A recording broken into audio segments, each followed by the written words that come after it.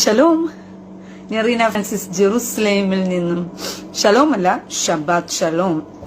എന്റെ പ്രിയ സഹോദരങ്ങളെ, ഞാൻ വളരെ പ്രധാനപ്പെട്ട ഒരു വിഷയം നിങ്ങളുമായി സംസാരിക്കണമെന്ന് ആഗ്രഹിച്ചിട്ടാണ് ഈ ലൈവ് വന്നത് തന്നെ. കാരണം നമ്മൾ ഇത്രയും ദിവസങ്ങൾ പറഞ്ഞുകൊണ്ടിരുന്നതും പഠിച്ചുകൊണ്ടിരുന്നതുമായ കാര്യങ്ങളെല്ലാം സംഭവിക്കാൻ പോകുകയാണ്. ഇസ്രായേൽ വലിയൊരു അപകടത്തിലേക്ക് പോവുകയാണ് എന്നത് എന്റെ പ്രിയ സഹോദരങ്ങളെ, അപകടം വലുതാണ്.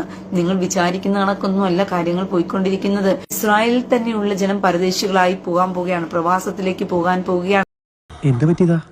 മതമിളകി ആന വന്നപ്പോ നെഞ്ചും വിരിച്ചു നിന്നതാ, അത് കുത്തിവെച്ചും പോയി.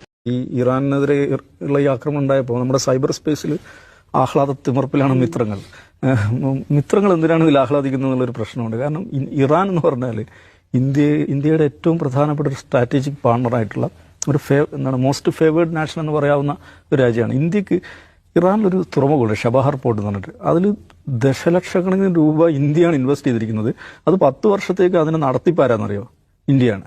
അപ്പോൾ അത്രയ്ക്കും ഇന്ത്യയുടെ സ്ട്രാറ്റജിക് പാർട്ണറായിട്ടുള്ള, ഇന്ത്യയുടെ വളരെ അടുത്ത സുഹൃത്തായിട്ടുള്ള രാജ്യമാണ് ഇറാൻ എന്ന് മാത്രമല്ല, ഇന്ത്യയുടെ സെൻട്രൽ ഏഷ്യയിലേക്കുള്ള, റഷ്യയിലേക്കൊക്കെയുള്ള കോറിഡോറായിട്ട്, ട്രേഡ് കോറിഡോറായിട്ട് ഇന്ത്യ കാണുന്നത് ഇറാനെയാണ്. കാരണം പാകിസ്ഥാനിലൂടെ നമുക്ക് പോകാൻ പറ്റില്ല.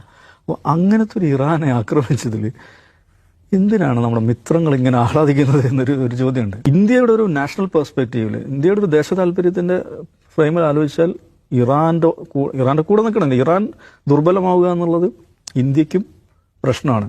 പക്ഷേ മിത്രങ്ങൾ ആഹ്ലാദത്തിമർപ്പിലാണ്.